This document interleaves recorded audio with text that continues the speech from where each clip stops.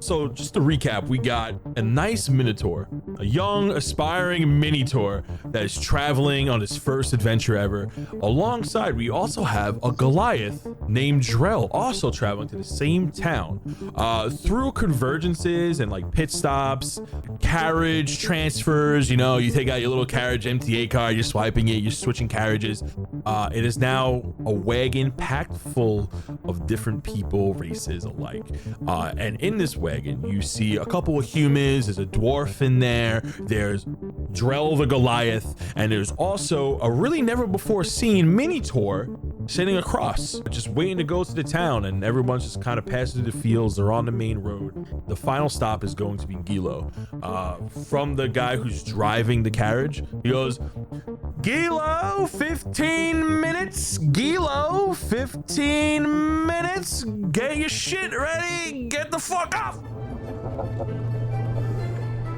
Good morning, good afternoon, and good evening, and welcome to the world of Humbrea, featuring 3 first-time adventurers and 1 very patient DM. This is DND404. I just finished my rations and I'm packing up my bag. As I'm packing up my bag, I'm kind of singing a little song, you know. I'm just sitting there like, Gilo, Gilo, Gilo, here I come. Gonna make some friends and gonna drink some beer. Hydra, Hydra, Hydra, you are dumb. Gonna meet your end, oh, you better fear. I'm a mighty Mini-taur, glory waits ahead. Drell's a sleeper. He's like a sleeper no matter what. Like every carriage he's trying to sleep, and he just hears that shit out of coming from one side, and he just opens one eye, looks at him, and then just like recloses his eye. Everyone's just looking at it like, first they're astounded that there's a tiny humanoid cow on the wagon just like singing show tunes and things like he's like, what the hell am I looking at? And this one old guy's like, I've seen things, but that is quite peculiar. And he's just like looking at you, he's poking you with like his cane. Ow. He's like, what are you? Ow. What are you? I think it's pretty clear. I'm a Mini-taur. You know, pretty obvious. Mini-taur over here. I know. Pretty fierce. Don't be scared. I'm not gonna hurt you. Not gonna hurt you at all. Just passing through. You are quite adorable, young lad. He goes to like reach over to Peb, but he can't quite reach because he's old. So the caravan is now approaching this town, and you can now finally see this walled off town. The town of Gillows is located in the South Trails continent. This town is one of the larger townships in its area that acts as a main crossroads between smaller towns and villages. Around Gillows is decently crafted wooded reinforced walls protecting the city. But from what you notice, particularly guys, you're arriving from the north side of the town, you notice that there's a lot of like fresh damage to the walls. Nothing is broken through, there aren't holes or anything, but it looks like a bunch of stuff was flung at it, and there's a bunch of carpenters and townsfolk and workers trying to fix the wall up, bringing some fresh wood. And you kind of notice like a pattern, like some older battle wounds, and like the part of the wall they're fixing maybe happened like just last night. Is it like a wood wall, kind of like Rohan, or is it like stone? It's like a mixture of like stone and wood, but like nice wood, like you know, like red oak, like really sturdy wood held together with like iron bands to keep it in place. But they're fixing up what happened. I guess like maybe something happened last night where like maybe a giant rock was thrown at it. Something was trying to break down the wall, and they're fixing it. But you get the sense that there was a small fight here last night, and they were trying to break in. So often Gillows is a common rest stop for a lot of merchants, travelers, and adventurers. This Gillows is also, from what you know, a great place to maybe go on some mercenary quests. You guys are now going through town, and as you enter in, you start looking at the town, the layout. There's a nice river cutting through the middle of it. It looks very pretty. The houses and stores, they look actually very well kept, and the wall looks like it's doing its job because none of these houses look damaged or even battle torn, despite the fact that the wall outside looks a bit fucked up. The caravan's just going through the streets, and it ends up in the town square, which is just a wide open area. There's like some booths, things set up, merchants selling some stuff. You hear townsfolk going about their day. It's about 3 in the afternoon, 4 in the afternoon. You know it's about to get dark out, but you guys are pretty tired from the constant caravan switches in the morning just to get to where you are now. Some people off the carriage start unloading their things. Drell, you get your stuff. Minnis, you go in the back, you get your cart, you lift your cart off the back of the wagon that was clearly taking up 2 seats, but you didn't think it was a problem, and you left 2 guys back at the last stop because your cart was just so important. And the caravan driver goes, "The Running Goblin is the best place to go if you need a room for the night. Tell him Jack sent ya."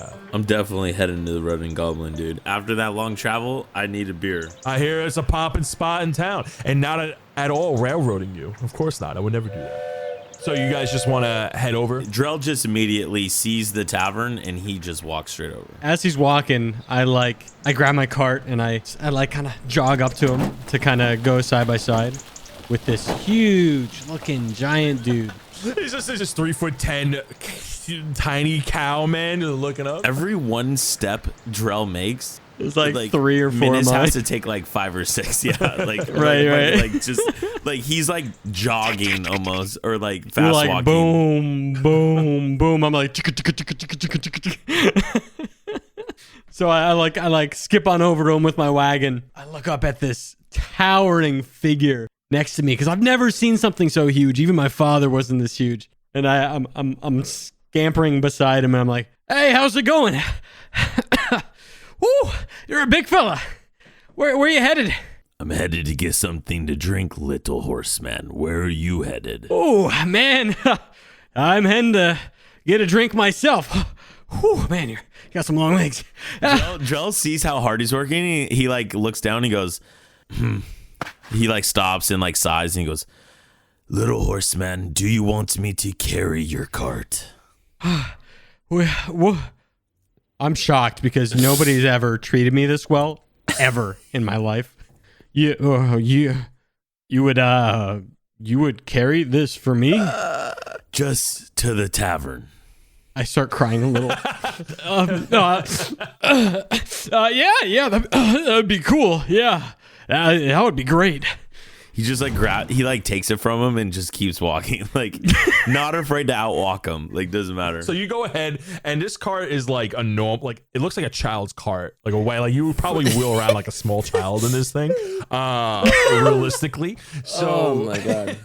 So you go ahead, you kind of like pick it up and you put it underneath your arm, and you guys start walking. So in the middle of town, not too far off from the town square, is the Running Goblin Tavern, and it's a pretty nice tavern. It looks like it has like 2 or 3 floors to it, where like has a lot of rooms.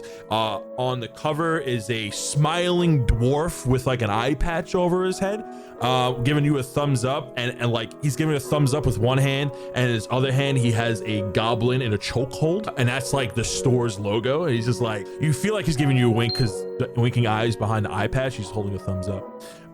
So you guys walk in right now, since it's just about midday. There's some people in there like eating dinner, cheering. Armos is there, and he's kind of like having like a silent, quiet breakdown to himself, still trying to process in his whole head what he's been going through. But he's sitting at a table by himself. He has a couple empty glasses. You know, he's running his hand through like his jet black hair and things like that. And you guys walk to the bar, and behind the bar you see a dwarf, and the dwarf is like preparing drinks, cleaning some glasses. He has an eye patch. He looks just like the guy choke holding a goblin out in the front. You would assume that he's the owner, matter of fact, but he's wearing like that standard bar, but like that bar outfit. But right now his back is to you, and he's just like cleaning some glasses. So how far is Armos? Like if I assume like the bar is on the back wall or something. Yeah, so if you're able to give you like a layout, this place is like kind of popping. Like you get the sense that this is the place to be on a Friday night. Like you could dance here. So it's a Buffalo Wild even Wings better. on a Friday it's night. like Buffalo Wild Wings on the ground floor with a Dave and Buster's right above it. You know what I'm saying? Yeah. I'm sitting there with my head in my hands. I'm freaking out, talking to Reginald, and then Reginald all of a sudden's like,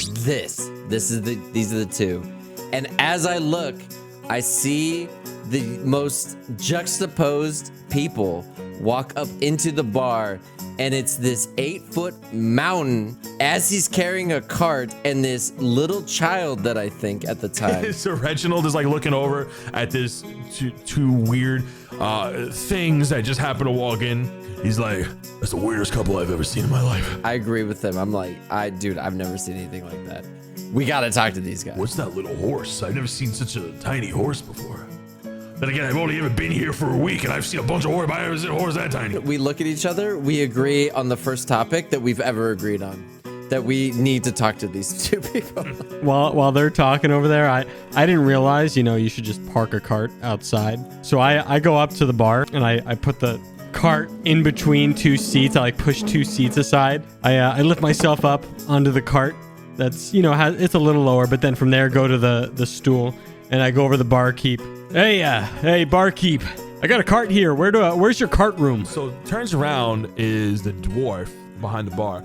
He goes, aye, so you need a place for your cart. Did you bring the bloody cart into the town? What is wrong with it? He's like, where'd you go? Who's that? He looks up the tall guy. Why'd you bring your cart in here, sir? This be crazy. Why'd you bring your cart in here? He's looking up at Drell. I honestly don't really know why I brought it in. I just kind of figured it was so small and so puny that it could just fit anywhere in here. I'm the one that brought the cart, not this guy. He's looking down. He's looking around, and he finally notices Minnis.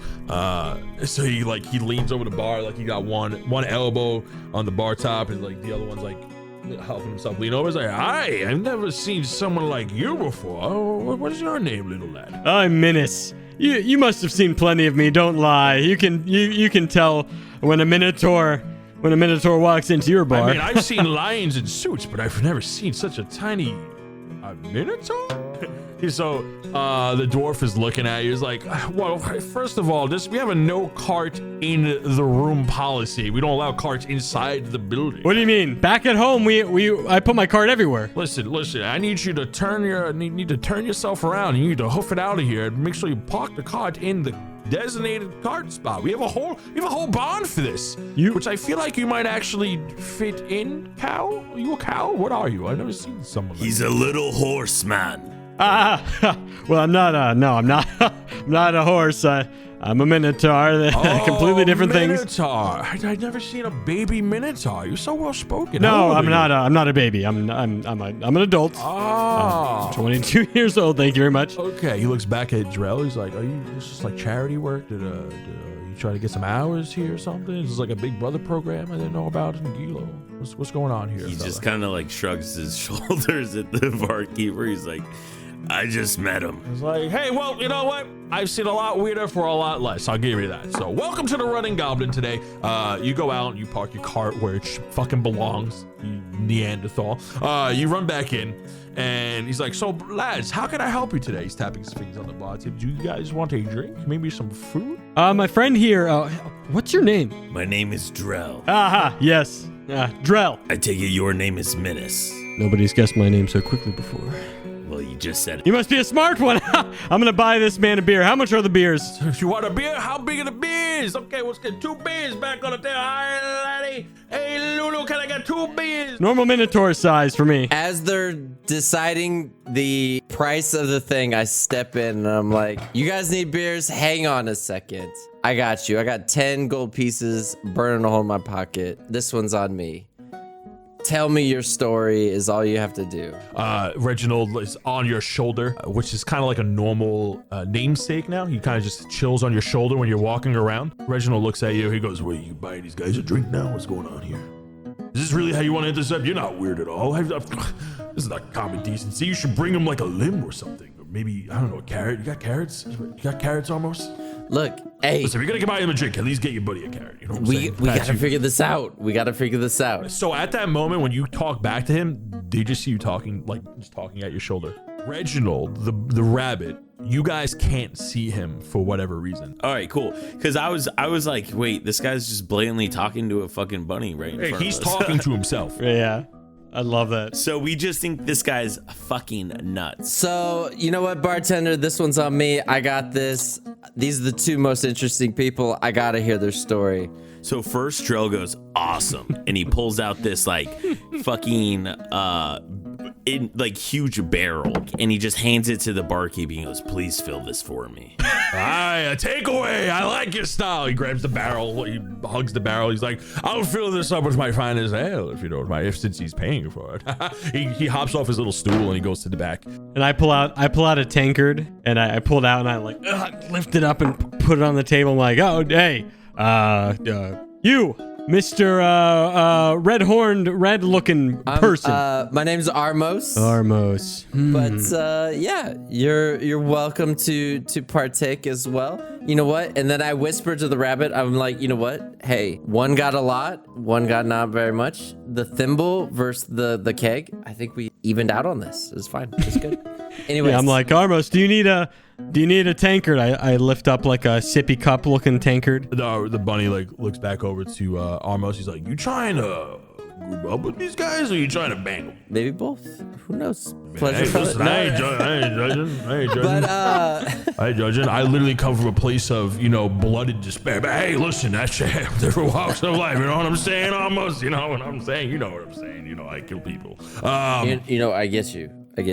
I really do. But At that moment, the bartender comes back. He slams the giant barrel of ale, Drell's barrel of ale. Boo! She goes, "There you go, topped it off with the finest elven wine we got. You're gonna love this one. You're gonna love this one." A busty dwarven bartender comes out, and she gives you some glasses and a pitcher of ale to split between, some drinks. Like, all right, that'll just be a few silver from her. That'll be a few silver. 7 silver, please. Thank you. Right here. Taps the table. Gentlemen, can I interest you in a room? Almost. I know you've been here for a few days. It's kind of wearing on my patience over here. Instead of 9, you've been here for 3. So what's going on here? But I mean, you don't gotta air my shit out there. I'm trying to talk to my friends. look, I'm a nice guy. Almost. Here's one gold for everything. Get the fuck out of here. The bartender scoops up the gold. He's like, "Thank you for the tip and payment on your room." Finally, he hops off. Yeah. Goes back. Oh, he's like, "Wait, do you gentlemen need a room by any chance?" I will, yes. I will need one with your largest bed in preference, please. All right, you got the room that could probably sleep a cow. Looks at Minnis. It'll probably fit like 4 of him. He points at him. He gives you. He's like, "All right, you go ahead. It's on the 2nd floor. 2 rooms to your right. Do you gentlemen need a room too?" He points at Armos and Minnis. It's like, "You want to stay in the stable, young lad?" Looks at Minnis. I look him directly in the eyes. A tear drops out of my left eye. I'm like, you would let me stay in your stable? All pets stay in the stable. All pets stay in the stable. But you look like you're not a pet. But I reach out an olive branch and I'm like, "Hey, do you have a sleeping bag? Because if so, you can sleep on the floor in the." I get a sleeping bag too. I get really excited, tears going down my cheek because I've never had such nice sleeping quarters, even at my own home. What is Minnis used to at his own house? Damn. Rocks? My dad gave me hay in a cave. I think you have a bedroll in your inventory, right? Full disclosure, right? My mom made it for me when I left. Yeah. Those mother toys. Okay, you know what? You get that bedroll, bud, and we're gonna be bunkmates. Don't let him fool you. Minnis had a race car hay bed. Okay. All right, and to talk to other hay race Was cars. it Yeah, red? absolutely. Did you it was use red. it to talk to other race cars? Though? Absolutely. No, he's just fooling you. So he's like, all right, laddies, go get settled in your room. Go put away your things. You know how this works. You've been in a tavern before, maybe. Okay, so here's the deal. You guys want some food? We're gonna laying out a nice buffet in about an hour or so. We got a bit of an event here happening later tonight. All right, lads. I look around the room to see if there are any other empty tables away from this bar. Okay, great. So when you look around the tavern, go ahead and just give me an insight check. Everyone or just him? Yeah, everybody. I got 12 That's a 14. insight. I got a 13. I got a 3. 13, 14. I mean, there's not really much to see, but you see like it's entering the evening, like the sun's about to go down as people start to pour in, but there are plenty of tables. But what you do notice is that the tables look like they actually have a pattern rather than just like table here, table over there. They look like they cleared the center of the room and pushed some of the tables to the side. And then along like one of the further walls, they laid out a long table that looks like there's a bunch of like cutlery, some spoons, empty mugs that there's some waiters tending to. It looks like they're about to lay out a giant feast of food there. So you definitely could find a table like away from the bar, but people are starting to come in because, everyone's winding down for the day. And it looks like they're trying to also partake in this event. But you could definitely, by the time you go put your stuff away in the room, you can definitely go settle and then come back and grab a table for yourselves. Okay, then I definitely want to ask. I go, so what's going on here? What are they doing tonight? He goes, a good friend of mine recently just he turned up dead. Barry Weinstead, great friend of mine. What a great dwarf he was. He was grew up together. So he recently passed, and his body was found mangled. Looks like he was attacked in the middle of a trade route coming back to town, and tonight we're just having like a remembrance of him. But you know, as all dwarves do, we must celebrate with laughs and joy and remember the life he had and not the one he's going to miss. Drell bought a room from you, right? Already? Well, with 1 gold, yeah, you can definitely get a room. Yeah, with one gold will take you a long way. In this town. Yeah. Cool. I'll go ahead and throw you the coin and then go up to the room. So you guys go settle in your rooms. Minnis follows Armos, right? So yeah. You guys go up to your room. He's settling in. So Minnis and Armos are in one room. Minnis is sleeping on a bedroll, and he thinks it's the greatest thing in the world. Drell's settling in this huge abnormal bed that just seems slightly below normal size to him. When he lays down in it, it's definitely wide enough, but it's not long enough. So like his feet kind of like dangling off the edge and could probably touch the ground because how tall are you? You're like 8 feet? 8 feet exactly, yeah. Dude. Yeah, it's 8 feet, yeah. So like your feet are hanging off the bed and the blanket doesn't fully cover him. I fucking love that. So Drell is definitely going to, he's gonna go for it. So he's gonna take off his chainmail and he's gonna leave his great axe in his room. So the only things he's actually going down with, he's gonna actually put the cloak back on to hide his 2 hand axes and his dagger behind him. So he has like a little slit like on the back of his belt that slides in the dagger, and then the hand axes kind of hang by his hips. So Drell leaves his room and heads down and claims a table for himself. We're still in the room, correct? Yes. Welcome, buddy. This is my room I've been accommodating. Look, set up wherever you want. There's lots of room for you. I don't know if you noticed. There's just this bed, but you know what? I think you can manage.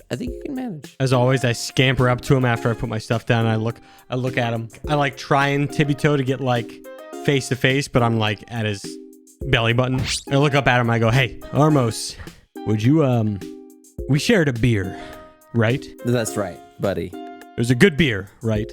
It wasn't the best, but you know what? Agreed. Yes, but it was like I'll say it was. the sentimental value of the beer was in this case. It was right. Would and I twiddle my thumbs. Would I don't know if this is a weird question, but would that make us what's that word? Starts with an F. Friends? Are you looking for friends? Yeah. Oh my gosh, that's the word. We're so friends. Look, we're about to be the best of friends. Oh. Here's what you got to do, buddy. Armos, you're gonna be friends with this guy? He smells like hay. I want to Hey. ask Look, if he's got some let hay. me Ask if he has hay on him. Ask him if he has hay on him. He smells like hay. Okay, obviously he does. Look, I'm looking around the room like, the fuck? Who's he talking to? he knows. You know he does, right? Obviously. I know, but I can't see it. I'm confused. I'm gonna have to grow some fucking grass in the back, okay, for him to graze on. We obviously know this dude's got some hair.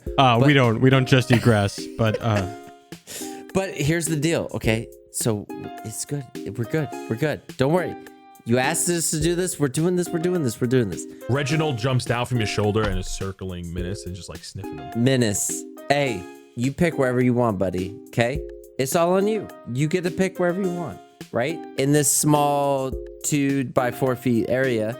But you know, you don't know what this is, but do you know Tetris? You know, you could be like a long shape. You could be like a half shape. I'm not sure what this Tetris is you speak of. Yeah. But if you just give me 1 second, I'll be back with you. I go over and I write on my parchment paper, "Today I made a friend.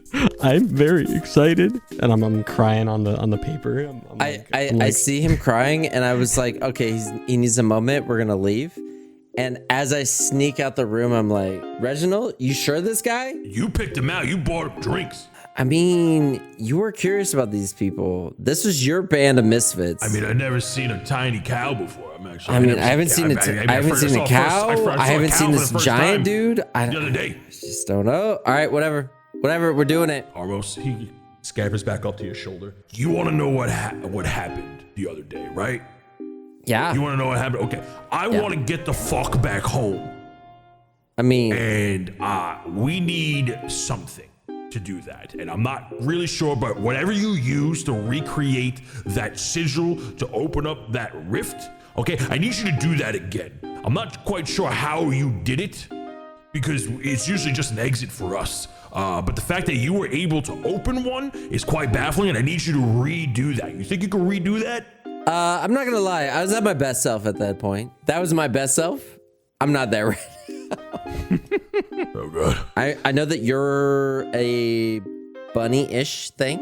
I'm a great mighty demon from Hell's army. You keep saying that, and you know what? I remember that bloody room, but I just can't remember you doing anything spectacular, you know? Armos, look at me. Yeah. I'm getting hungry. Oh. What does that mean? Hang on. Food. Do you have grass? Do you have any hay, pellets? I need pellets. I need a carrot. I don't know why I want a carrot, but I really want a carrot. I got a fucking cow in the room. Do I need to go ask him for some fucking hay? Like, what do you gotta do? Almost. He grabs you by his little bunny paws by the collar. He pulls you close. That would be fantastic. I feel awkward as shit as I like know that I'm disturbing this poor little cow's fucking just zen of a moment of meeting a new friend.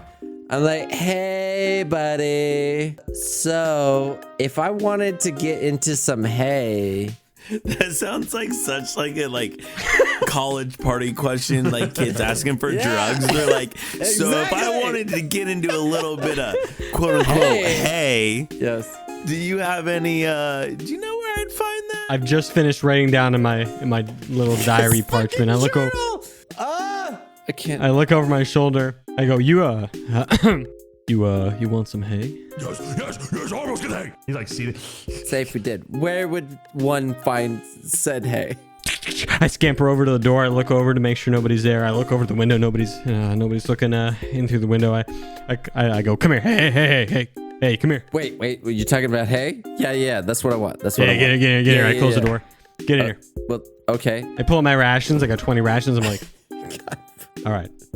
I don't normally do this, but since you're my friend, I'll give you some hay. Yeah. I'll give you some hay. Listen, my friend made this. My other friend, because I have lots of friends. My friend made this for me. It's the best hay. Hang on.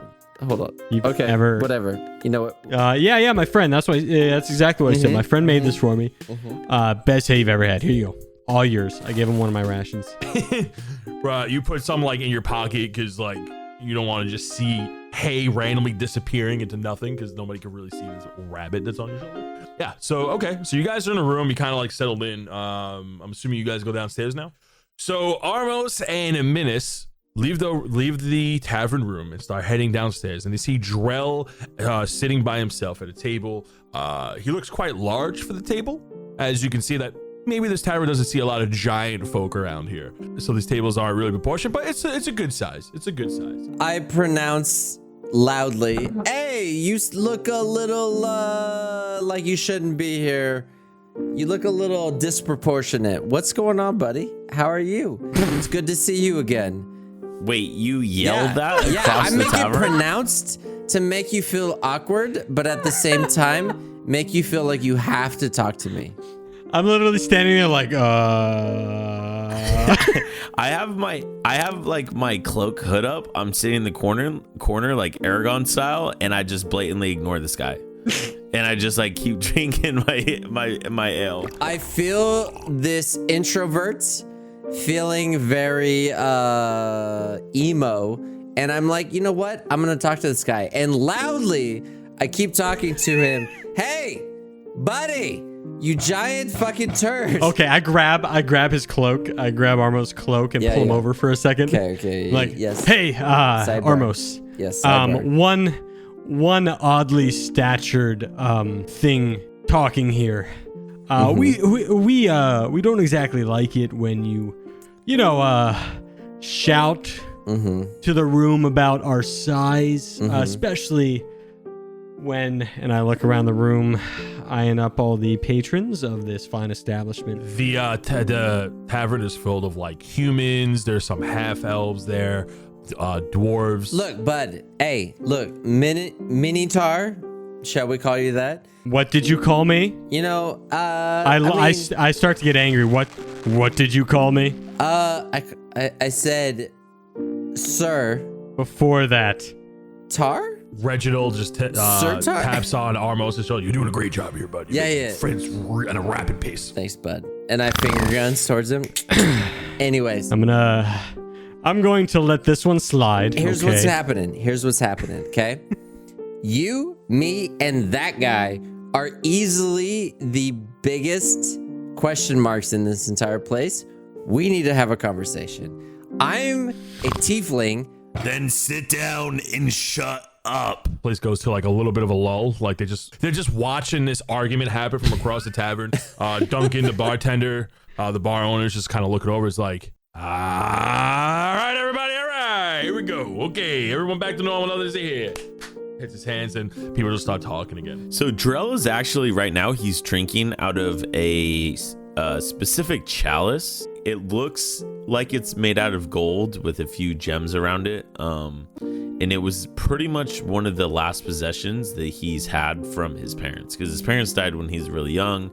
He was raised by Dory, and this chalice is one of the last few possessions that he knows that belonged to his father, Brax.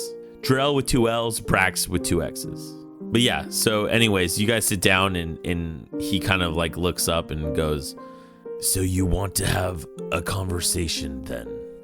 Like looking at Armos. At that moment, you hear Duncan come out from the bar. He goes, all right, everybody, shut your mouth holes.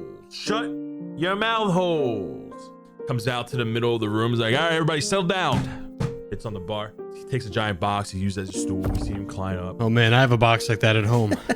He's like, all right, ladies and gentlemen, listen, tonight's a sad night. We all know why we're here. You guys start to look around the room and you see that the ratio, there's humans, there's half elves, but there seems to be a little more dwarves in the mix than, not that's weird or anything, but you definitely see more dwarves in the mix. And in closer to the center of the room, you see a group of dwarves that look particularly sad, sadder than everybody else in the room. You notice that there's like definitely a tone going on. Forgetting everything about social norms, I yell, for the beer! Duncan looks over to you. He's like, lad, I know you, first time in a bar, first time for everything, but I'm gonna need you to simmer down just a minute. I give him the confidence. Finger guns. I saw him finger guns earlier. I'm fucking with it, and I fucking take it back and give it to him. Everyone give me a perception check. Oh god. I was gonna say, so Drell's like the one guy that actually knows how to read the room. I got a perfect 20. I assume You got a perfect 20. Okay, so with a nat 20. So when it comes to perception checks, you notice that in the center of the room there is a bunch of sad dwarves, but you notice there's a woman and her son that are on the verge of tears. Like they are very upset looking at Duncan and looking at you guys, and they're like feel insulted because there was something supposed to be going on and you feel like they're the focal point, but you are well aware of the sorrow that's emanating from them. So in between me doing finger guns to Minnis, I realize this and I slowly stop and point to the tragedy that's obviously going on. Yeah, I was gonna say, out of the 3, Drell definitely is the one that knows how to read the room, and I assume Minnis like stood up on the seat when he said that, and Drell's kind of just grabbed him by the shoulder and is like starting to lower him back down, like just ever so slightly. Read the room. I put my hood back on. I immediately put my hood back on. Duncan, licks his lips for a second. By now, we all know the sad fate of Barry. Barry was truly a great man. He was a funny dwarf, an honest dwarf, an earnest dwarf, and he was as dense as he was loyal.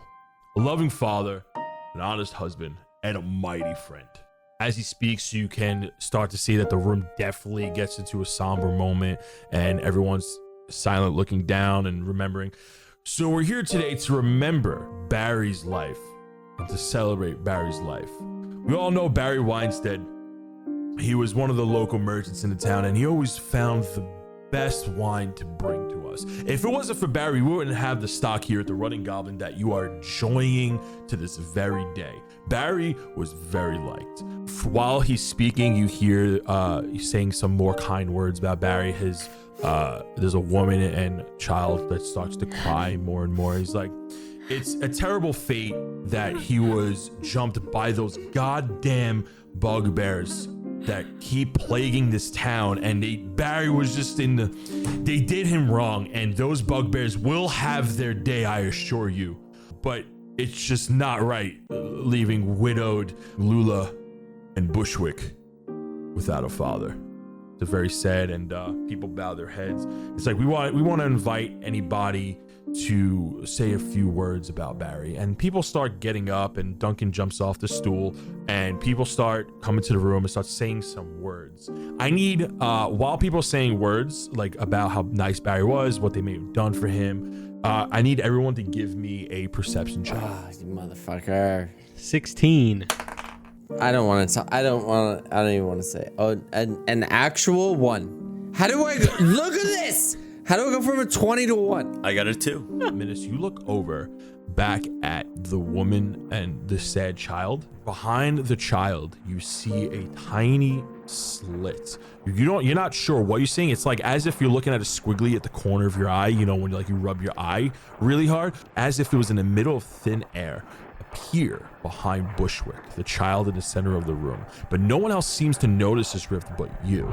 And within a swift second, the rift opens up ever so slightly with this red energy emitting from it, and this giant claw-like hand just snatches him. It just rips him from the very spot he was in without a sound. It closes up. This has happened within 4 seconds that you don't even believe what you saw.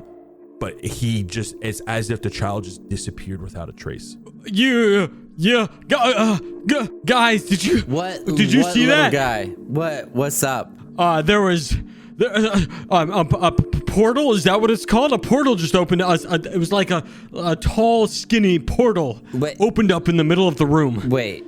Explain it. There was a kid just there, a kid, and now he's gone. There was like an arm pulled him into the portal. Bushwick, where are you, Bushwick? Where'd you go, Bushwick? The mother of Bushwick, Lula, starts freaking out. It's like, Bushwick, where's Bushwick? People start quieting down, and they're looking towards the center of the room, and they're looking at Lula, who's already seems heartbroken from the fact that this is her husband's funeral. And he's just looking around, he's like looking on the tables. Bushwick, where are you, Bushwick? And Duncan runs over and goes, Lula, what's wrong? He's like, Bushwick, I can't find Bushwick. It's not like him to run off like this. She's just trying to grasp anything. She just doesn't see him. Everyone's like, everybody calm down. I'm sure he hasn't gone far. Maybe did he happen to go to bed? It's like, no, Bushwick would never leave my side. He's only 8. He would never leave my side. She's like freaking out. She has like that motherly sense that something is terribly wrong. So can I roll a history check off what Minnis told us at the table to see if it resembles any stories that I've heard like growing up in the volcano? Yes. So you can make this history check. However, I'm giving it a high DC for what happened. Oh, fuck. I'm already rolling it a -1. So to know this roll, Drell, only Drell, you are gonna have to make with disadvantage a DC 20. Yep, I rolled an 11. So okay, so you roll an 11, so you can roll again, but you have no clue. I'm intrigued, but not amused by what Minnis is talking about. I tell him to explain a little bit more because I don't believe what he's saying, because it's too good to be true that it's the same to what I'm saying. While you're talking to Minnis and he's trying to relay the information from what he saw at disbelief, Minnis, go ahead and give me an insight check for me. All right, so I got a 17. You got a 17. So you're able to articulate what happened, and from what you saw from your perspective is as if there was a little ripple in reality, ever so slight, with red energy coming from inside of it, and then in an instant it opened up really quick. A giant muscle-like claw snatched the kid, like as if like it grabbed the top of his head and pulled him into the rift instantaneously. He just went in, and as soon as he went in, it just sealed shut. It was the fact that you caught it. It was like you don't believe your eyes. You're in disbelief. Okay, listen to me. and I grab his pants. Ah! I saw this red glow. A red glow around this portal, right? You got my attention. And this little one. muscly, veiny arm just reached out and grabbed this kid. Yeah? I don't know if it was magic or what, but something is going wrong here. The table you're at, a couple of dwarves and human folk come up to you guys. It's like, hey, did you see anything? Did you see where Bushwick went? They're kind of like swarming the table a little bit. Not swarming you, but they kind of approach the table. Like, well, what's going on here? Well, have you guys seen Bushwick, the little dwarven kid? I didn't see anything. I'm trying to shoo them away, but it's not working. Why are you shooing us? They're looking at you. So because you're a tiefling, they're looking at you very weird. It's like, where's Bushwick? Why are you shooing us away? What are you doing? Don't put your hands in my face. Get your hands out of my face. One of the dwarves like try to get up on the chair. It's like, get your hands out of my face. Where's Bushwick? I hop down, okay? I like jump down onto the floor and I look up at these guys, I go right up to him, like nose to belly. I look up at him, I'm like, hey, has anything weird been going on in this place lately? It's like tavern. We come here to eat. We're just trying. We just want to know what Bushwick is. Guys, we need to search. We need to search. Hey, check around the tavern. No. You don't need to search. He's gone. What? Duncan comes up. He overhears and Duncan walks up. What do you mean he's gone, lad? Where did he go? All right, listen. I know none of you are gonna believe me, but something snatched him out of a portal, I swear. What? I listen intently, but don't say anything. I swear to Sif, something just grabbed that child out of thin air, out of a portal. I can't describe it. I make direct eye contact with Reginald wherever the fuck he is. He's looking at you intently, but Reginald doesn't say anything. Reginald has like a blank expression right now. Have you ever had any other people go missing recently? Well, so Duncan looks over to Drell and he goes, well, yeah, people go missing all the time. So we've been dealing with these bugbear attacks that have been like killing people, attacking people on the trade routes, people leaving and entering. Hell, they even attack the town from time to time. Do you know where they live? We don't know the exact encampment because we don't have a lot of people venturing out to go fight bugbears, but they always seem to come from the north from what our scouts have found. From the town's guard. But what does the bugbears have to do with Bushwick? Excuse me, you said bugbears? Yes, bugbears. Bug and fucking bears. Okay, so go ahead and give me a history, an intelligence check. Everyone? Yeah, well, specifically Armos. Yeah, okay. Okay, fuck you. Are you ready for this big ass number? 5. By the gods, you don't know what a bugbear is. So, Drell, what a bugbear is, and maybe you could explain it to him. A bugbear is kind of like a humanoid creature. It's not an actual bug or a bear, but it's kind of like something in the goblin type family. So they're about like 6 feet tall. They kind of work like orcs and goblins a little bit. They kind of have like, gnarled teeth and stuff like that. Fur covers their private parts. They're very hairy, which is why they call they call bugbears. I'm really glad that fur covers the private parts. That's good. That's good. So Drell just heard the word bugbears and he's just immediately like, another beast I can fucking kill. Like, he honestly doesn't give a fuck about this kid that just went missing 5 seconds ago. He just wants to like go on to the next fucking okay. He wants to go on to like the very next trophy he can conquer. So with the insight check that I had earlier, I describe to these guys in vigorous detail because I'm so hyped up about the muscular arm, the way it looked. And I asked them if they've ever seen anything like this portal. No, we've never seen any type of portal around here. It's really weird. We don't get much magic folk coming through here. Really? Well, not one opening portals in the middle of taverns and taking children. No. Listen, you got to get your eyes straight, okay? So go ahead and give a persuasion check to see if he believes your story. Sure. Ooh. That's a 12. Respectable 12. Persuasion. Yeah, just 12. Just 12. Just 12? Okay, he doesn't believe you.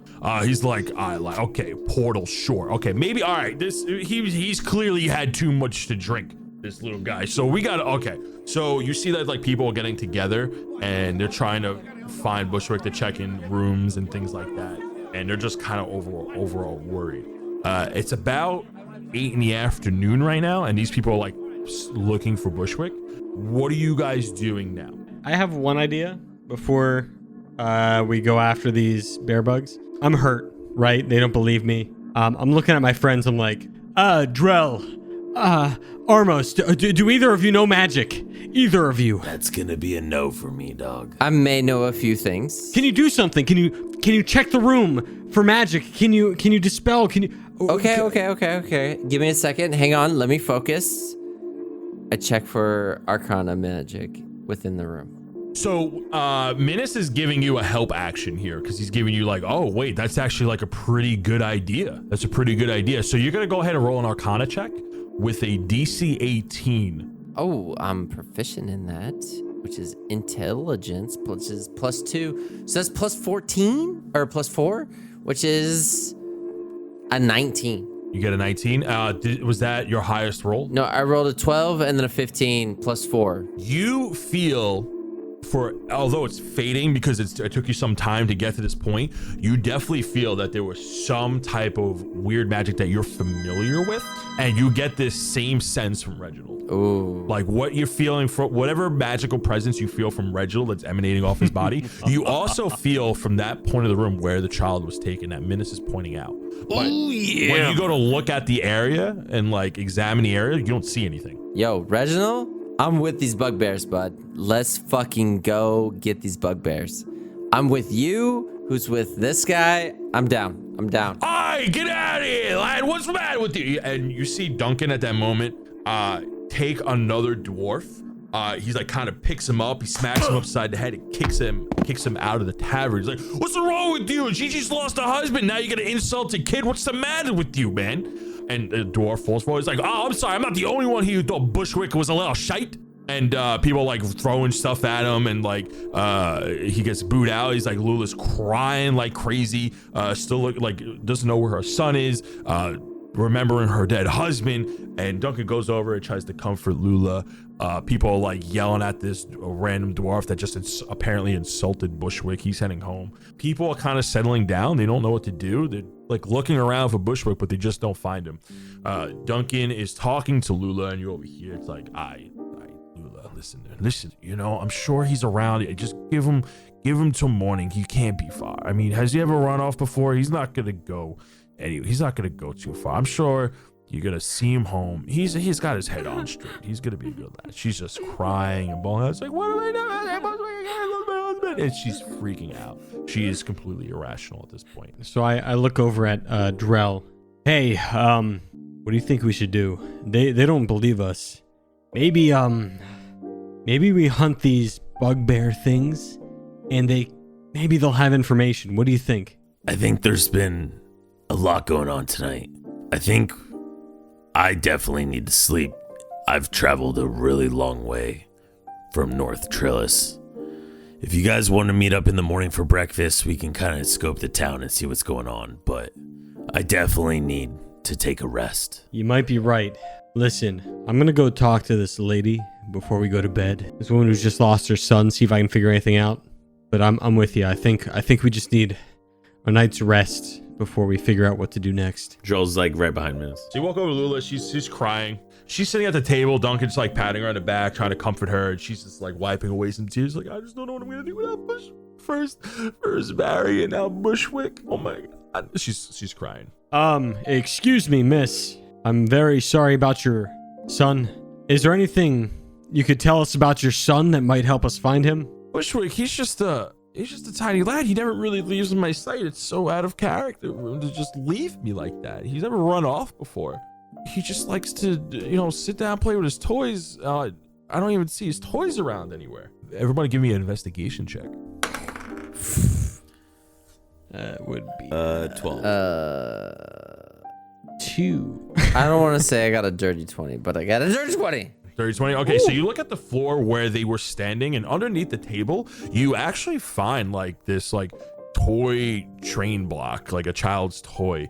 And you go to pick it up, she instantly recognizes like that's Bushwick's. That's Bushwick's favorite iron train. What's going on from the Stone Mountains of Iron? Wait, so your child disappeared and you just didn't even look at the ground? I just lost my husband. I don't know. What do you mean? I've been looking all over the place. I'm just saying, if my kid disappeared, the last place I would look is where he last was. That's all I'm gonna say. How dare you? I've been looking. Yeah, like Duncan's like, hey, laddie, cut her some slack. Really, she just lost her husband the other day, and now we're short Scott. Come on, you gotta cut her. I get it. I'm sorry. I'm sorry. Hey, that's on me. All right, Lula, listen. So when you guys look at the toy, you notice that it's a little warm. I sniff the toy. It smells foul. I left the toy up to Armos. I'm like, oh man, smell this. I'm very interested. I give a whiff. Notice that something's very off with this. So it kind of smells like Reginald a little bit. Oh. My eyes turn bright. I instantly do an Arcana check. A fucking 9. 9. Okay, so you look with a 9. You're looking at the toy. You rolled a 5. You're smelling it. It kind of smells like Reginald, and you know where he went, or have an idea what happened. I just give them a look of dread. So you give Minnis and Drell this ominous look as you look at the toy and realize that like something bad may have just happened. You also feel that like with what you think this might be, you don't think the kid's gonna come back. Yeah. Thank you for your time. I appreciate the help. We will do whatever we can. I know we're new here. Duncan he's like, aye laddie. Listen, fellas, we're gonna be closing up a little early tonight. So I'm gonna go ahead and walk Lula home. And why don't you guys, take a doggy bag upstairs, go take some food off the buffet that we laid out. We had a long night. We're gonna close up shop a little early tonight. Yeah, Duncan, if you see anything or hear anything, let us know. We're willing to help. Okay. Aye, laddie. Aye. So he takes Lula by the hand. She takes the toy back and starts walking home. So you guys are now in this like somewhat empty tavern. It looks like people are like kind of catching the hint, packing their stuff up, taking a turkey leg to go, and walking out. Everybody's clearing out. People who are staying at the tavern start walking up to their rooms. Drell, like earlier, he looks at the other two and says, "I'm off to bed. If you guys want, we can meet up in the morning and talk." And then he just walks up to his room. I get this shit-eating grin on my face that my plan is finally coming together, and I completely agree with it and try to play it off, but it doesn't go well. It doesn't go well. I look over at Armos, and even though I know he's up to something, I kind of smile to myself because I finally found 2 people for the first time ever that have blindly accepted my weirdness and my companionship. I look around the room. I look at the area where this boy was. One last sniff. Nothing there. I go, hey, Armos, I'll catch you tomorrow. Okay, Armos? Yeah. And instead of doing a high five because he's so far down, we do an air 5.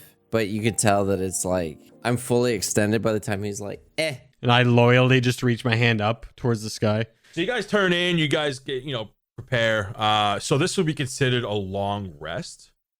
Except for the fact that you hear boom downstairs in the middle of the night. You are all awaken to a loud bang from what it seems like is happening in the bar area. So a few hours have passed, and it's about maybe like 3-4 in the morning.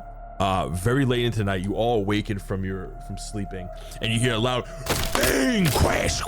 You hear glasses being broke. You hear, you want a fresh one? And you just hear like what sounds like a comical boof, like a punch hitting something, and then you hear like, and then you're hearing like some grunts and stuff, and what sounds kind of like a boxing match down below.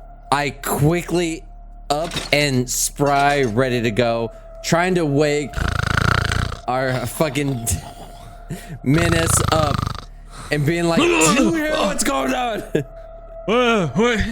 Why are you waking me, man? Oh, what's happening? As small as you are, I didn't realize you were such a big sleeper. Wake the I'm like in the middle of the air. He's holding me in the air. I'm like, what? What's happening? What's happening? While you're trying to wake Minnis up, Reginald's like, we about to have a luau out here. And he's like sniffing the air. He's like, something's amiss. you're hearing more like punching sounds like, yeah, you want another one? Yeah, you want a fresh one? I look at Armos. I look at the door. I look at Armos. We're looking back and forth at the door and into each other. And then we look at each other. I'm like, should we go get Drell? As he says that, he just hears, finally. And Drell just like runs downstairs with his chainmail and great axe, like already fucking in hand. You run downstairs, so you're taking the initiative to just run I downstairs. sprint. So I take a full sprint downstairs. you run out the door just by looking over the banister. You see Duncan in a 3-piece pajama suit. Like he's got the pajama pants, shirt, and long hat that kind of goes down to his feet. Like he just woken up, and you see him absolutely obliterating a bugbear in the middle of the tavern floor. He's like, boom, boom. He's just delivering blows to the chest, and he gives him an uppercut right to his jaw, and the bugbear just like hits the floor with a boom. And he's like, all right, now where's the rest of you guys? I know there's more than one of you. There's always more than one of you. And Duncan's like all amped up, and he's like cracking his knuckles, and he's like looking out the window. All right, I know there's more than one of you out here. And he runs up. All right, so you are following Duncan. So Armos and Minnis, what are you guys doing? Well, we hear this, of course, and so I look at him and go, Armos, I think it's time to go. Yeah, should we change out of our PJs or like just run down there? Like, what do you think? you're gonna have to let me down first. This is kind of Oh, am I carrying you or like what? Well, you're holding me right now, so I'm a little scared. I know. If you could just put me down, I was a little terrified. I'm sorry. No, it's fine. It's fine. I didn't mean to. It was just natural put me down reaction. and it'll be fine. Okay. So, okay, here you go. Thank you. Yeah. Okay. So I get my my axes and my sling and my backpack, and I run downstairs. So you run downstairs, you see Drell making his way towards the door. Are you all following Drell? Drell! I yell at him. Do you need help? He looks back and goes, come on, little horse, let's have some fun. Okay, mountain man. At this point, you do hear like yells and screams from the distance. You hear, they breached the wall! They breached the wall! And you hear like horns, and there's like bells ringing and stuff, trying to alert the town that is being attacked. So you guys now make it outside, and you see Duncan now squaring up with another bugbear, looking up at him. He delivers like a swift kick and another punch to the chest. He's like, hey laddie, come on, you want another one? And there's a few guards like scrambling, trying to find like where the commotion is. And in front of you, you walk out of the tavern to your right, you see Duncan, and you see about 2 and 3 bugbears. I'm gonna need everybody to roll initiative. Ooh, that's what I've been waiting for. That's a 6. That's also a 6. I got that's a 6. a 6. And hold on. No way. What kind of roll are we doing? Initiative. So it's Initiative. you add.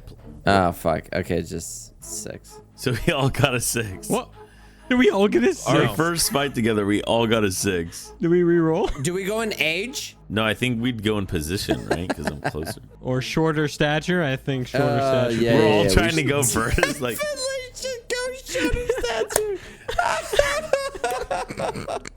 That makes me so happy. So he's looking at the bugbear. He takes a step back, wounds up a kick, kicks him right in the chest, doing 8 points of damage to the bugbear. The bugbear staggers back a little bit and charges back at him. He goes to swing, horribly misses Duncan. There's 2 bugbears behind him. They notice you guys. One bugbear is gonna run after Drell because he's so large in stature. Runs up to him and goes to swing. Does a 16 hit? it does not, no. Yeah, he's like, whoosh. The bugbear just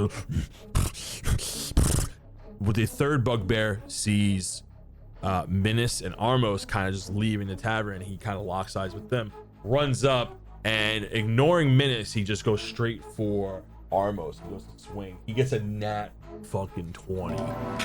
He gets a nat 20. That definitely hits. He just fucking and he's just like kind of bonking you in the body. You take 4 points of damage. That was double Yeah, damage. because he crit. That was Yeah. Double damage, yeah. So are we next? So yes. So now it's Do we re-roll or? no, you all got a 6. You decide who goes. Let's go with, Oh, Drell. I think Drell should go first. Yeah. Because he ran out there first. okay. Yeah. Okay, so I'll go first, and I will just straight on attack the guy who tried to attack me. And that is a 10. Miss. So you go to swing. And he goes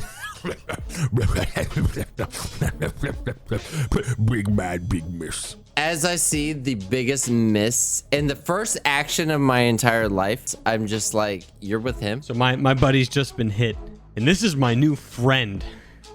You know, I've never had a friend like this before who's given me shelter, let me sleep next to him. You can almost say you got a friend in you. So I yell, "Get away from Armos!" And I, thinking I'm a big Mini-taur, I headbutt the shit out of his dick. I aim for his groin. Excuse me, what? Oh shit. Oh shit. And that's a 17. Oh, that hits. All right, so you're hitting him in the net. All right, so you do bludgeoning damage. Yeah. How much damage do you do? D6. Yeah. So what did you roll? Ooh, that's a 6. That oh boy. Wait, what die did you roll? I rolled a D6, but I have a That plus is not 1 a with D6. strength. That's not a D6. That's a D8. Oh, you're right. D6s there's normal A die, D6 dude. a normal Yeah. die, bro. Oh my god, I rolled a 2. Oh, that's going in the podcast. So you just go, you just headbutt this fucking bugbear today. He's like, I'm a dick. And he's like holding his, he's like holding his groin. Like, God damn it, why does everyone keep hitting me? Is he like, what kind of guys punch each other in the dick, man? Armos, it's your turn. What are you doing? I'm gonna cast a spell. I would like to zap some people with my spells and hopefully save my newfound friends. Okay, so you're gonna cast, what spell are you casting? I'm just gonna do like a normal spell just because like I kind of like them, but like I don't like them that much. You know what I mean?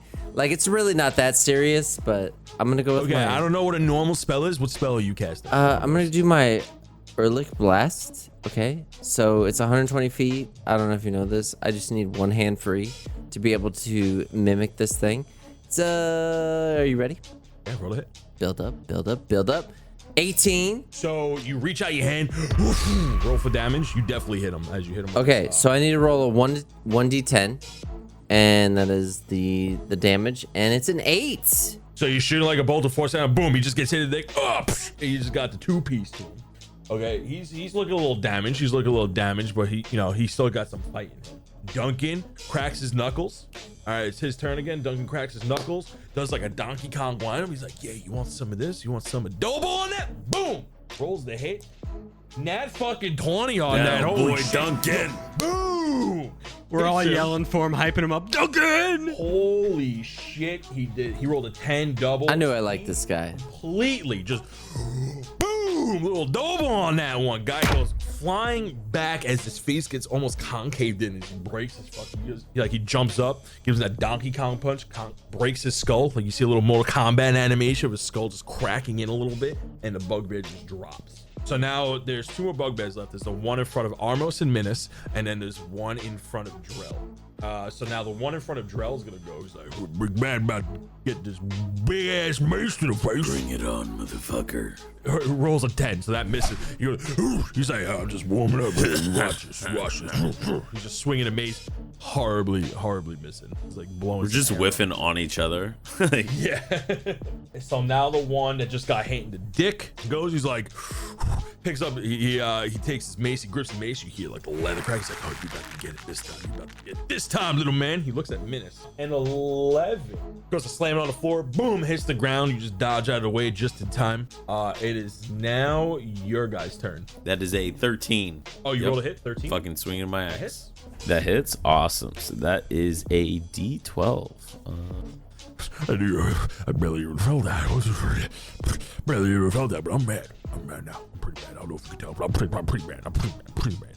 I want to get into a more advantageous situation, so I roll under this guy, you know, using my, I don't roll under him, but I crawl under him, using my nimbleness. Is he a size bigger than me? Yeah, you're small, so he's a medium Perfect. monster. Yeah, So yeah. what does nimbleness do? Nimbleness means I can move through their space. Okay. Yeah. So I just like, I crawl under his legs, tickling his balls as I go through.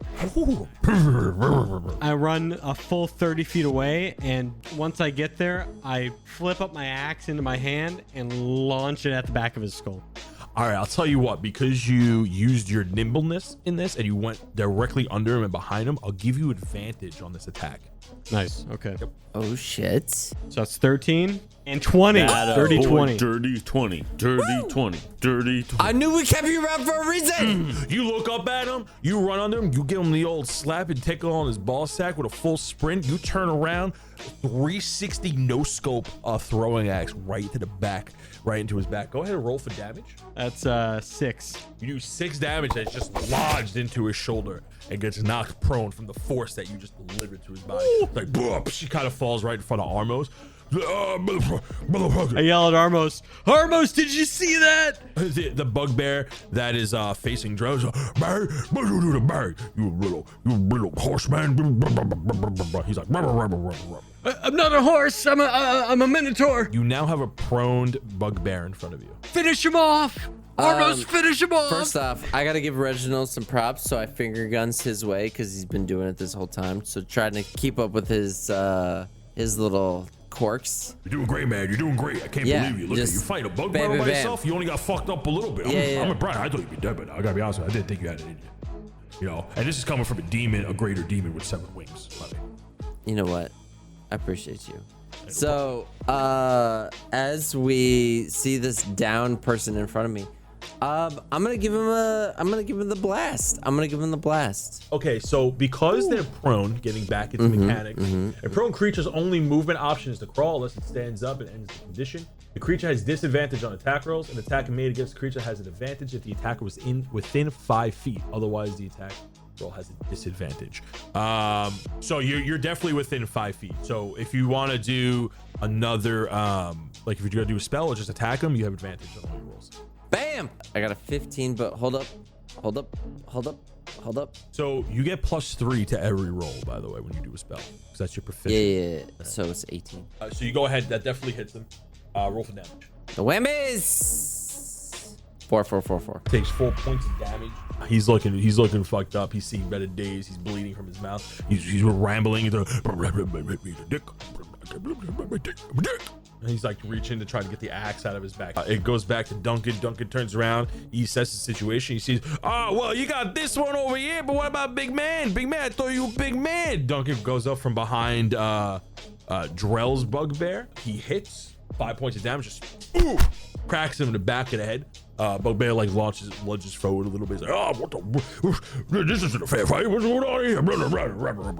So the one bugbear in front of Drell, he goes to take another swing at Drell. He's like, no, you're my main focus, big man. You're my main focus. Looking up at you. He got a 19. That hits. Hits you with a mace. He just barely grazes you as he does 1 point of damage. How'd that feel, Drell? 'Tis but a scratch, little horseman. Ha! That's my mountain man. It is now your guys' turn. What are you guys doing? That is a 12. 12. No, that misses. So you go to swing with a miss. Whoosh. Menace. Can you like hype me up for this one? Yeah. Menace. Woo! You got this, buddy. Oh, Get it. it's You time. fucking big ass dude. I run full force with my second axe and I jump in attempt to slam like the butt of my axe into the axe that's already in his shoulder. When you go to do that, give me an acrobatics check. We're setting the bar at a 15. I got a 10 acrobatics. Yeah, so you went ahead and you missed. Damn it. You would have done more damage to him because you were hitting you were doing a called shot, but Armos, what are you doing? I'm gonna blast him. I started blasting. Roll a hit. Call an ambulance. Call an ambulance, but not for me. I rolled a 8. You miss. You hold up your hand and you just whip it. On that note, with my big ass whoosh, I try to hype up my boy Drell though. Like, hey, buddy, hand him my work.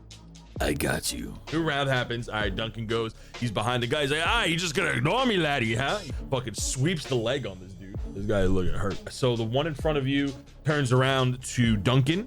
The one that you were fighting, Joe, goes to swing, misses, swings over Duncan's head. The one in front of Armos goes to swing on Armos. It's an 8. What's your DC? What's your AC? 11 plus my dexterity, which is 11. Okay. So yeah, he misses. So the guy facing me turned away and started hitting the old dwarf guy. As a bonus action, could I try to sweep his leg so then he's prone and then get an advantage axe like hit on him, or no? So you want to try to trip him up and then hit him when he's on the ground? Exactly, because he's facing the opposite direction. Oh, okay. What you could do is that I'll let you make a called attack and do a strength check on him, and as you go to like sweep him, you try to knock him off balance. But that would be your main action. Okay, then I am just gonna swing away. You know that movie is Scary 3 where he's like or Scream, what is it? He's like swing away and he just starts beating the crap out of all the aliens. That is a 17. Roll for damage. It's another 3 for damage. It's 6 damage on that bad boy. All right, he's looking fucked up. He's like on death's door. He looks like he's still alive. I turn around and look at Minnis and I say, finish the job. He's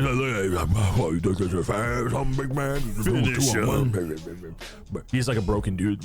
We're hyping up Minnis so damn hard to get this final blow, and we think it's like for his, you know, stature at this point. You know what I mean? Minnis, like, what are you doing? We think that he needs it. There's just one more. No, there's still 2. There's still 2. What the fuck?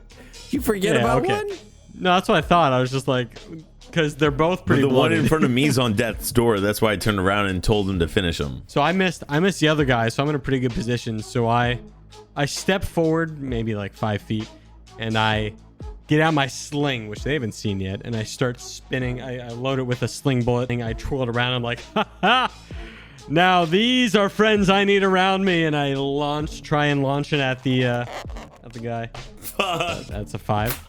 Dude, I saw this single like little small number on the die, dude. Oh my god. That's a Yo. 5. All right, that misses. No, actually it's a 7, but As I'm celebrating his victory, I realize he fucking whooshed. I yell at everybody. I'm like, "Oh, that was close. It was close." Yeah, it wasn't close. I end up throwing out my crossbow. I end up like, you know what? I'm tired of this shit. We don't need magic for this. End up pointing my light crossbow, first thing I've ever got, and trying to chuck a few damage at him. So you want to shoot the guy in front of you with the crossbow? Yeah. So you're gonna want to move back because you're within 5 feet. I'm so disgusted with the thing that just happened in front of me. I jump backwards as I'm shooting. How's that? Roll to hit. 18. Oh! Ooh. Oh shit! Plus- Yeah, that definitely hits. Plus dexterity, which is 0. That's fine. Crossbow is 1d8. Bam! 2. He's looking fucked up, dude. He's looking fucked Oh up. my. These guys are both like bloody, but they're like standing up. They're like looking at you guys. One of them has like an axe and a crossbow bolt in him. The other one is like looking at Drell and Duncan, and they're like, I didn't hear no bell. He's like looking woozy eyes. Their eyes are squinting. They have like giant black and blues. They have the anime bandage over their forehead. They're like, I didn't hear no bell. The guy's like, well, it's about to be wrong. Ding, ding. Rolls, hit. Oh my God, Duncan's on fire tonight. Boom! Cracks him in the back of the head. Oh my God, he rolled a 10. Lays this dude out. Guy hits him in the back of the head. Guy just goes, ding, ding. Falls forward to the ground. Gets shot in the crossbow. It's like, oh, son of a bitch. So this is a fight of honor, but clearly there's no honor among tieflings. He runs up, goes to swing at the mace against Drell. Fucking horribly. He rolled a 4. Yeah, so now it's Drell's turn. So what I want to do is I want to throw a throwing axe at him. Roll to hit. That's not one.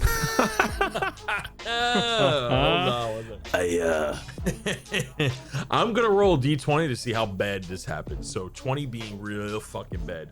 All right, you just rolled a 2. I'm being nice on your first critical roll. So you go to reach back behind you. You're like, watch this, and you go to reach behind your back, and you give yourself a nasty gash across the axe as you miss the hilt and grab the blade.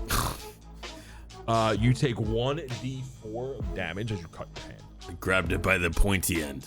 You take 3 points of damage as you just fuck the fucking blade. Ow.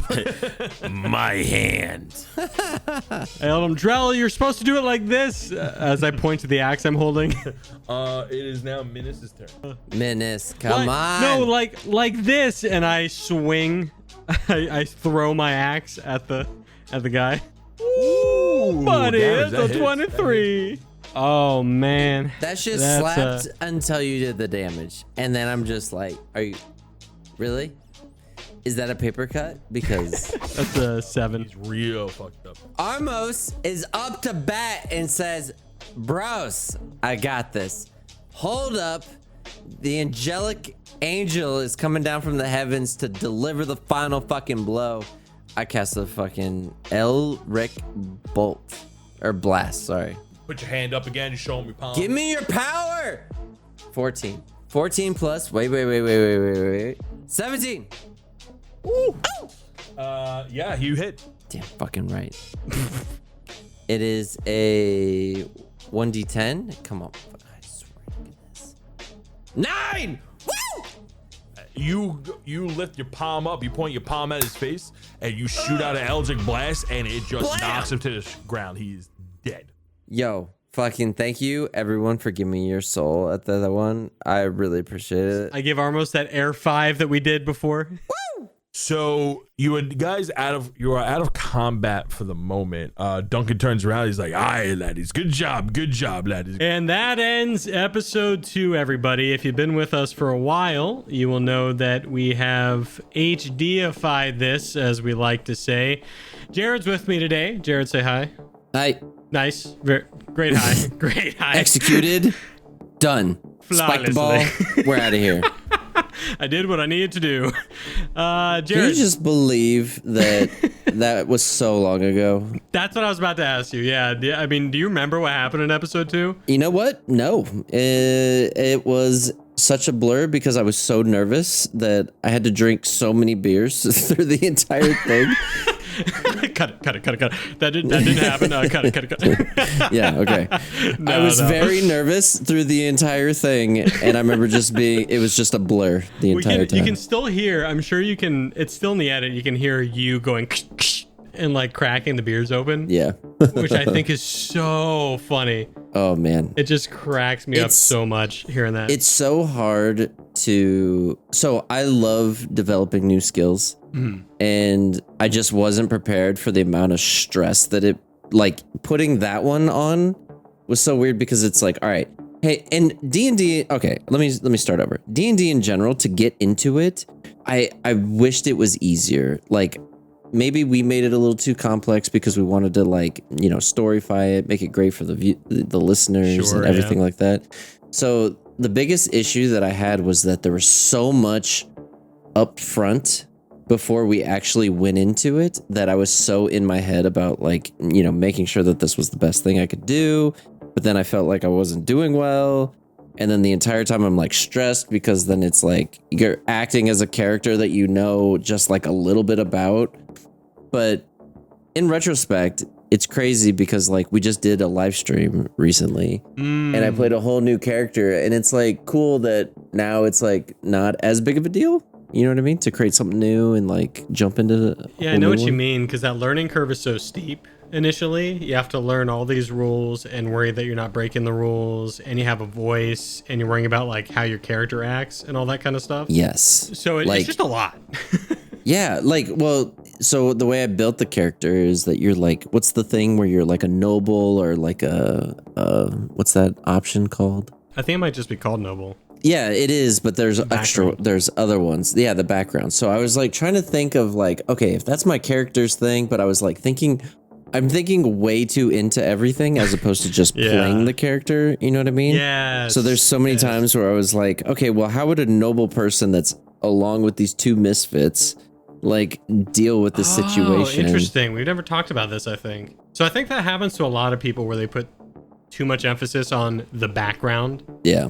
Like as a mechanic, right? My background is my thing, when in reality it's just like a very basic tool for people that maybe have never played before. But then once we got to like episode 10 and we started getting into our characters, all that kind of went away. You know, all that back of mind kind of stuff. Yeah. Yeah. So yeah, we've come super far, and we just can't thank you all enough for joining us on this journey. By the time we're recording this, we have probably just finished releasing episode 76. So I'll see you guys again at episode 100, maybe. 100 plus. 100 plus. To the moon. We're trying. But Jared, before we leave these gentlewomen and gentlefolk, how about you tell them about some of the new things that we have created since this podcast has started? Yeah. So we've created like a website. We have a shop. We have, I mean, if you think about it, it's crazy. We had to buy a domain, create a website. We had to figure out art just for the logo. We had to figure out icons. We had to the amount of work that goes into just like setting something up. It's crazy. It is wild, I must say. It's absolutely an endeavor. It's just a huge endeavor. It keeps going up as far as you keep piling on to like this mound of things that you've already created, which is great. It's just interesting, like how far we've come since then. Like if you're gonna tell me like, hey, we're gonna make a website and have a store and sell t-shirts, like what? Crazy. No way. I feel the same way. Episode 2, Jared would not believe you. And it's definitely been, for me, I don't know about you, Jared, but for me, it's been the most fulfilling project I've ever been a part of. And it's because of you guys. It's because of the fans. Like some of the things you say when you come into the Discord make my year. I can't even tell you. I was going to say, yeah, it's so hard to read. Like I'm such a, like I use negativity to fuel myself like a lot of the time. So like, which is like it's not healthy. It's not great. I'm working on it. I'm a work in progress, but like when I'm working out, things like that, but to hear so many people say so many positive things, it's like, I'm having like imposter syndrome. I'm like, they're not talking about us. Yeah. No, it's not, it's like such a weird, I feel that. It's awesome. It's crazy. It's cool. It's super cool. Yeah, I don't think I'll ever get used to someone random coming into the Discord going, "You're my favorite new podcast. I just binged it." And I'm sitting there like, "What?" Yeah. Yep. What do you mean? Can't believe it. So from the bottom of our hearts, thank you so much. Oh my goodness. Yeah, appreciate you guys. Thanks for re-listening to episode 2, or if this is the first time, hey, welcome. Yeah, enjoy the ride. All right, Jared, say goodbye to the folks. Toodaloo.